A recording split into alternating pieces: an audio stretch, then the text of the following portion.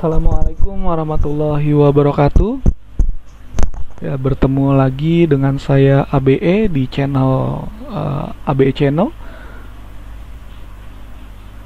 Semoga kalian masih tetap bersemangat dalam situasi dan kondisi yang memang saat ini menyedihkan gitu ya bagi kita semua, dimana kita melakukan aktivitasnya memang secara daring atau online. Dan memang dari pemerintah kita juga menyarankan untuk melakukan segala sesuatunya dari rumah.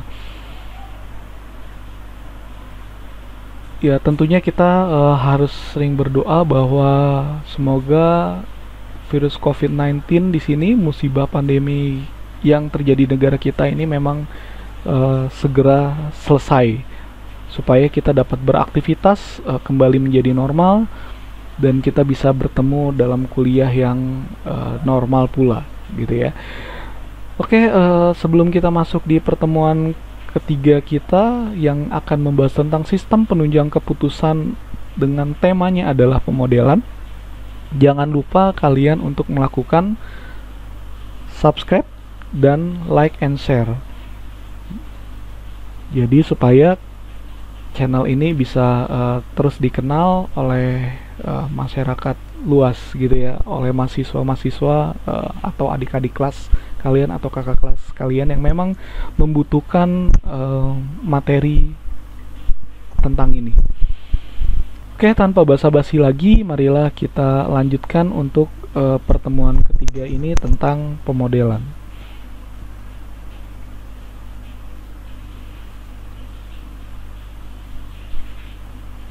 Apa sih sebenarnya model itu?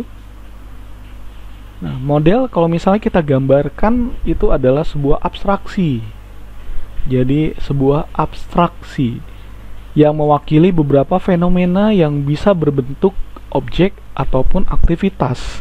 Contohnya kalau misalnya kita melihat dari objek mobil, berarti itu adalah model mobil gitu ya. Misalnya kita melihat dari cara makan gitu ya, cara makan atau model makan, berarti itu adalah aktivitas gitu ya. Atau misalnya kita aktivitasnya berolahraga, berarti itu adalah model olahraga gitu ya.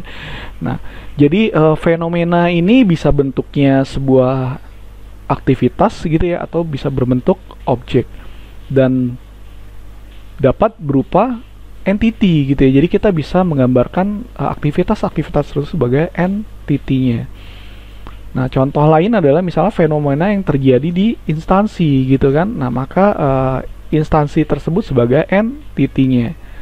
Atau misalnya kalau misalnya sebagai event ya berarti entity-nya adalah sebagai event. Contohnya tadi event makan siang gitu kan.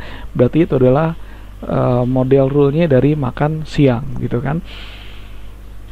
Dan saat ini yang namanya model itu sering dikembangkan, jadi memang sangat berkembang di saat ini, dan memang dikenal dalam dunia bisnis, terutama di bisnis startup, di mana mock-up gitu ya. Mock-up itu merupakan satu sarana bisnis gitu ya, alat model rule dari bisnis yang memang dijadikan implementasi gitu ya, untuk menyelesaikan sebuah permasalahan.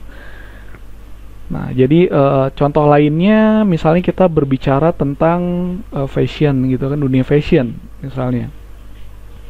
Jadi kalau misalnya dunia fashion, kita berbicara tentang baju gitu ya, kita berbicara tentang pakaian, kita berbicara tentang gaya gitu kan. Nah, kalau misalnya kita menempatkan diri gitu kan sebagai model itu, berarti ya dia masuk ke dalam kategori modelnya gitu kan. Tapi kalau misalnya kita menempatkan calon dirinya itu sebagai pembeli gitu kan, menempatkan diri dari model tersebut sebagai pembeli, maka kita disebut sebagai entity-nya. Oke, ini jenis-jenis model itu nanti kita akan bahas. Ada 4 dasar jenis model. Yang pertama adalah model fisik ya, lalu yang kedua ada model naratif, yang ketiga ada model grafis, yang keempat ada model matematis. Tentunya yang kita bisa lihat perbedaan-perbedaannya dari jenis-jenis model tersebut gitu ya. Kalau misalnya kita berbicara model fisik, ya kita akan melihat bentuknya gitu kan. Misalnya model mobil, berarti kita akan melihat bentuk dari mobil.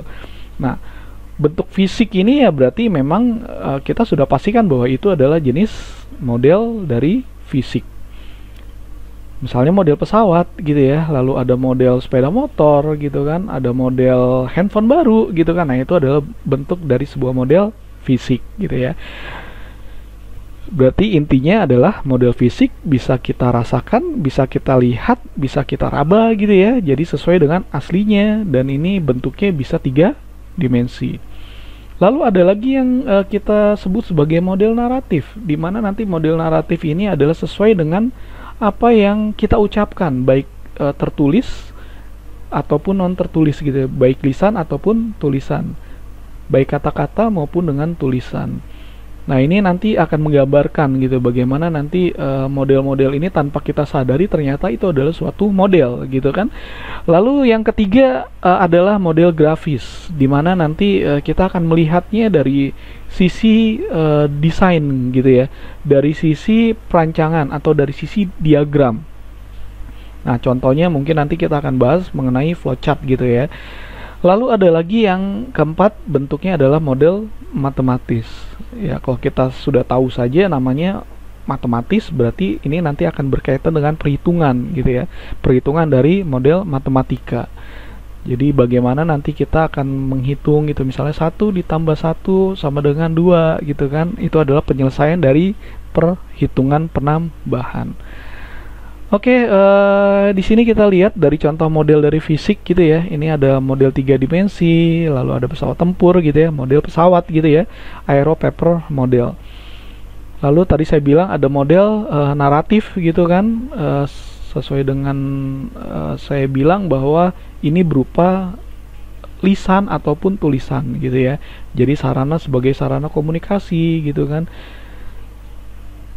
Oke, kita lihat di sini adalah contohnya. Contoh model naratif dari sebuah restoran, di mana kita melihat bahwa kalau kita berkunjung ke sebuah restoran, tentunya kita akan melihat bagaimana cara kita memesan, bagaimana cara pelayan gitu ya menyajikan makanan, menyajikan menu gitu kan, atau mencatat.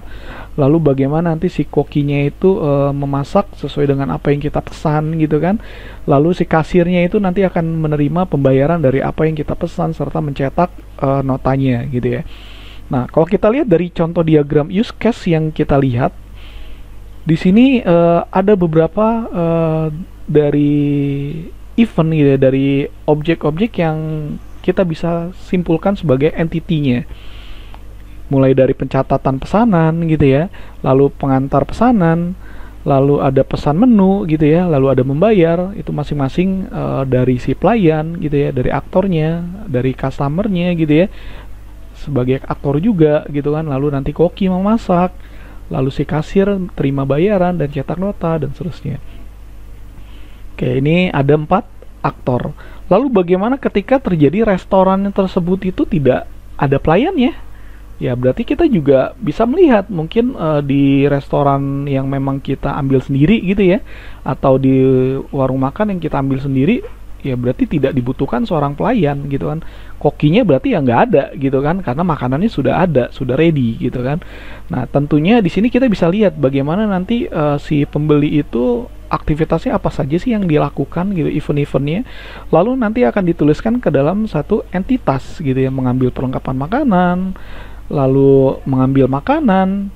Kalau sudah bayar ya tentunya dia akan makan gitu ya. Dan di sini membutuhkan hanya 2 aktor gitu kan, yaitu pembeli dan kasir.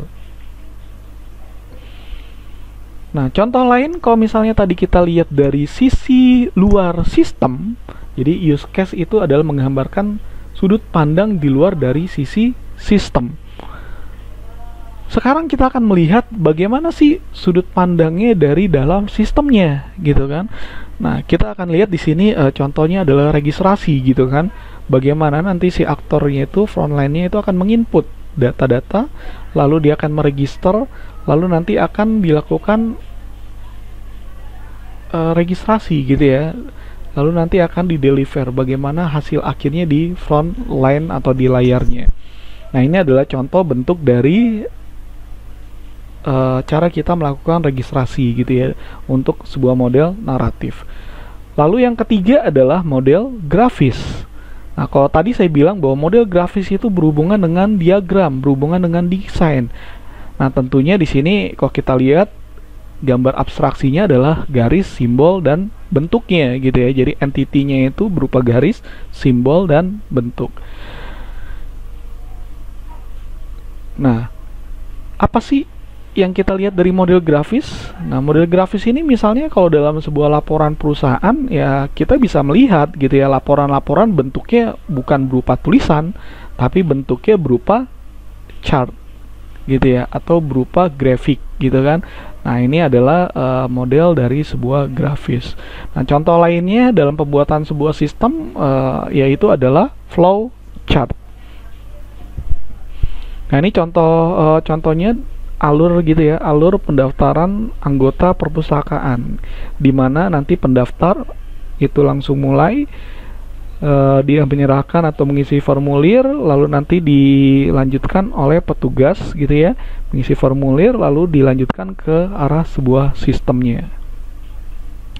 Lalu yang terakhir adalah model matematis. Tadi saya bilang bahwa penyelesaian model matematis ini pasti akan berhubungan dengan matematika gitu, pendekatannya adalah matematika. Nah, tentunya ini nanti sangat kompleks sekali gitu ya. Jadi modelnya ini bisa disederhanakan menjadi tumpuan manajer menyelesaikan solusi gitu kan. Nah, ini contoh dari model matematis. Ini adalah himpunan atau penyelesaian dari pertidaksamaan gitu ya. Ini kalian bisa lihat ada himpunan penyelesaiannya, lalu ada pertidaksamaan, gairah yang diarsir, dan seterusnya gitu ya. Lalu di sini adalah himpunan penyelesaian 5x ditambah 4y sama dengan 20, 7x ditambah 2y sama dengan 14. Nah, ini ada dua contoh di sini. Kalau yang kita lihat di bawah itu adalah perhitungan dari matriks gitu ya. Karena kedua matriksnya sudah sama, berarti komponennya juga letaknya juga sama gitu ya. Nah, itu adalah perhitungan dari matriks. Kalau misalnya kita lihat dari contoh yang paling atas, yaitu adalah gambar 5 kolom gitu ya. Ada kolom sebanyak 5. Nah, ini kalau kalian memang sudah belajar tentang sistem penunjang keputusan dengan berbasiskan model AHP gitu ya, Analytical Hierarchy Process, tentunya kalian tidak asing lagi dengan perhitungan ini gitu kan.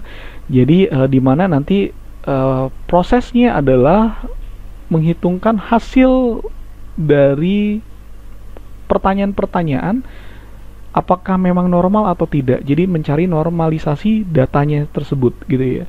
Nah, misalnya antara data 1 ke 1 itu pastinya bentuknya adalah nilainya adalah 1, 5 ke 5 adalah 1 gitu ya. Sedangkan misalnya 1 ke 2 itu nilainya 7, sedangkan 2 ke 1 itu nilainya adalah 1/7. Nah, ini adalah contoh cara dari penyelesaian di metode AHP nanti.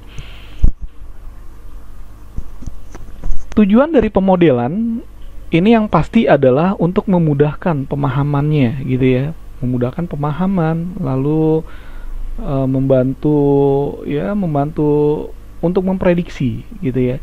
Jadi misalnya kita akan memprediksi nilai tukar mata uang rupiah terhadap misalnya dolar.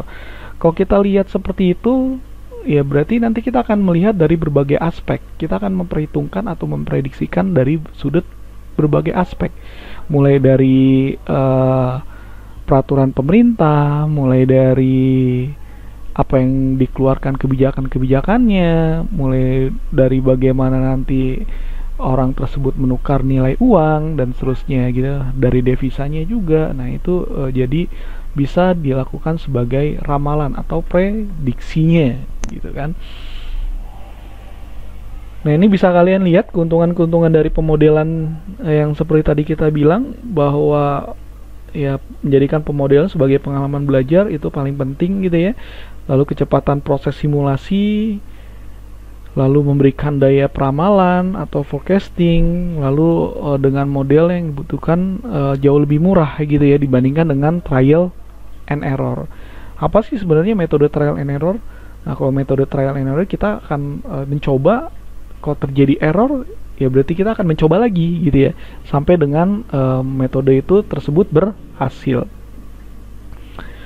Lalu bagaimana sih kerugian dari pemodelan? Ya, kalau misalnya kita lihat, ya tidak semuanya dapat menangkap pengaruh dari entity tersebut gitu ya. Jadi nilai-nilainya, elemennya ya tidak semuanya bisa kita masukkan ke dalam pemodelan gitu ya. Jadi ada keterbatasan. Lalu yang dibutuhkan keterampilan matematis yang tinggi untuk pengembangan model yang lebih kompleks. Lalu kita akan berbicara tentang pemodelan matematis. Di sini nanti akan ada beberapa jenis pemodelan gitu ya, pemodelan matematis. Yang pertama adalah model statis dan model dinamis. Kalau kita berbicara tentang statis, ya berarti tetap gitu ya, variabelnya tetap gitu kan. Nah, contoh yang berkaitan dengan saat-saat tertentu itu masuknya adalah statis. Lalu kalau misalnya dinamis bagaimana? Nah, ini dinamis berarti waktu sebagai variabelnya. Jadi kita memasukkan waktu, tingkah laku gitu kan, entity sepanjang waktu dan seterusnya. Misalnya kita mengamati perkembangan dari tumbuhan, misalnya dari tinggi, hari ke hari dan seterusnya. Nah, itu adalah model dinamis. Lalu kita sering melihat atau sering mendengar ada model probabilistik. Nah, ini biasanya digunakan oleh statistika juga ya, model statis, model dinamis, model probabilistik gitu ya. Lalu ada model deterministik dan seterusnya. Nah, kalau misalnya kita probabilistik itu berarti adalah kita berbicara tentang peluang. Berapa sih peluangnya? Misalnya kalau kita tumbuhan itu sedang kita teliti gitu kan, lalu ada binatang-binatang lain yang biasanya pemangsa untuk tumbuhan tersebut. Nah, kita akan hitung berapa sih peluang untuk dia bisa hidup tinggi gitu dari pohon tersebut. Nah, itu nanti kita bisa hitung probabilitasnya. Atau misalnya kalau kita di tengah lautan, kita bisa berenang lalu menuju pulau, berapa sih probabilitasnya kita untuk bisa menuju ke pulau tersebut? Nanti akan dilihat dari arus airnya dan sebagainya gitu. Lalu nanti kalau misal kita berbicara tentang deterministik, berarti ini merupakan lawan lain dari model dinamis. Lalu yang ketiga ada model optimasi dan suboptimasi. Di sini satisficing dari sebuah model. Jadi model optimalisasi yaitu berarti model yang menentukan pemecahan terbaik dari alternatif yang ada. Nah, ini yang biasanya kita gunakan sebagai sistem penunjang keputusan. Lalu nanti suboptimasi ini merupakan model yang tidak mengidentifikasikan keputusan dan penyelesaian terbaik, namun dikembalikan lagi ke manajer. Jadi yang biasa kita lakukan dalam decision support system, ini kita akan memasukkan model optimasi dan suboptimasi ke dalam sebuah aplikasi yang akan kita kerjakan. Lalu ada konsep 3 fase pengembangan dari siklus model. Yang pertama adalah fase penentuan masalah, yang kedua adalah fase pengembangan model, yang ketiga adalah fase pengambilan keputusan. Jadi kalau misal kita berbicara tentang SDLC gitu ya, nah tentunya kita akan melihat dari permasalahan tersebut gitu ya. Apa sih masalahnya? Identifikasi permasalahan. Lalu kita akan implementasinya gitu ya. Lalu kita melakukan testing, kita akan melakukan pemeliharaan dan seterusnya. Nah, di siklus modelnya kita juga fase pengembangan kita juga akan melakukan itu gitu ya. Jadi mulai dari menentukan masalah, kita akan mengembangkan sebuah model yang akan kita kerjakan, lalu kita akan mengambil sebuah keputusan. Nah, ini ada beberapa tahapan. Kalau misalnya kita lihat ada tahap pendukung keputusan gitu ya. Tadi analisa masalah gitu ya. Lalu ada tahap menentukan masalah, ada tahap pengembangan model gitu kan, dan seterusnya. Ini bisa kita lihat dari diagram dari siklus model decision support system atau sistem penunjang keputusan. Lalu biasanya grup decision support system itu dikenal dengan sebutan GDSS atau Group Decision Support System. atau sistem penunjang keputusan kelompok. Nah, biasanya ini tidak ditentukan oleh satu orang gitu ya. Jadi misalnya seorang manajer untuk memutuskan apakah, atau seorang perusahaan itu ya, atau sebuah perusahaan ingin memutuskan bahwa karyawan tersebut menjadi karyawan tetap atau tidak, itu tentunya bukan hanya ditentukan oleh satu orang gitu ya, bukan hanya ditentukan oleh manajernya sendiri, walaupun fasenya memang ada prosentasenya bahwa memang manajernya tersebut memberikan hak veto gitu ya, tapi kenyataannya biasanya bisa dilihat dari beberapa aspek gitu ya.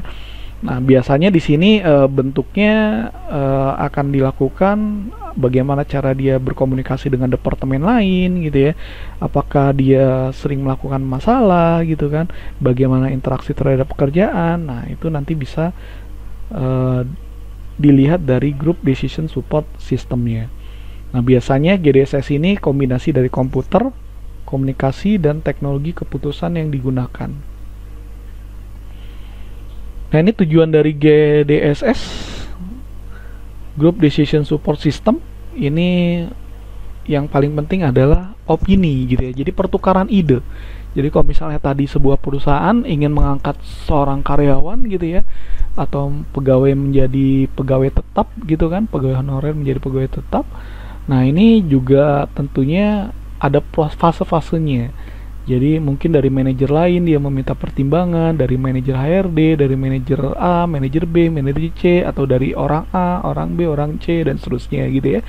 Nah, jadi yang dilihat dari sini adalah opini, ide, dan seterusnya gitu ya. Jadi saling memberikan kontribusi terhadap permasalahan yang akan dihadapi gitu ya, atau permasalahan yang dihadapi untuk dicarikan solusinya. Ada komponen 3 subsistem utama dalam komponen sistem penunjang keputusan. Yang pertama adalah subsistem manajemen basis data. Jadi nanti kita akan berbicara tentang data gitu ya. Kita akan mengkombinasikan berbagai variasi data gitu ya, sumber datanya, lalu nanti akan menangani data secara personil, mengelola data, dan seterusnya. Jadi kita akan berbicara tentang bagaimana data tersebut itu bisa kita olah. Lalu yang kedua adalah basis model. Kalau tadi kita berbicara tentang data, lalu yang kedua kita berbicara tentang model. Bagaimana cara-cara model tersebut secara cepat dan mudah untuk dijadikan sebagai solusinya. Jadi solusi untuk memutuskan gitu ya, memutuskan keputusan apa sih yang bisa kita lakukan, apa sih yang bisa kita kerjakan. Lalu yang ketiga di sini adalah perangkat lunak, dialog gitu ya. Nah, ini yang menggunakan sistem atau biasanya disebut sebagai expert system. Jadi nanti biasanya di sini berupa pertanyaan-pertanyaan, lalu nanti akan ada conclusionnya atau hasilnya akhirnya mana sih gitu ya, yang bisa kalian kerjakan gitu ya. Lalu subsistem ini juga dibagi menjadi 3 bagian. Ada bahasa aksi gitu ya, ada bahasa tampilan, ada basis atau basis bahasa pengetahuan gitu ya. Nah, ini ada manual booknya, kartu frekuensi. Kalau bahasa aksinya ada keyboard, panel sentuh, dan seterusnya. Nah, kalau misalnya kemarin kita bermain fun games, nah itu contohnya adalah panel sentuh gitu ya. Kita bagaimana kita menyentuh, lalu hasil akhirnya seperti apa, dan seterusnya. Nah, ini contoh kasusnya di mana nanti ada kerangka pengembangan IKM berbasis pertanian, di mana nanti ada data, ada model, lalu nanti ada sistem pengelolaan terpusat, lalu ada sistem manajemen dialog yang bisa dilakukan adalah pengguna gitu ya. Nah, di mana nanti semua data-data tersebut tentunya berbeda gitu ya, masing-masing punya beda-beda dari bagian atau departemennya gitu kan. Lalu dari modelnya pun sangat berbeda-beda. Di sini kita akan melihat ternyata tidak semua model atau tidak semua metode yang bisa kita lakukan itu bisa kita jadikan tentang expert system gitu ya, atau sistem penunjang keputusan. Nah, kita akan melihat dari sisi permasalahannya.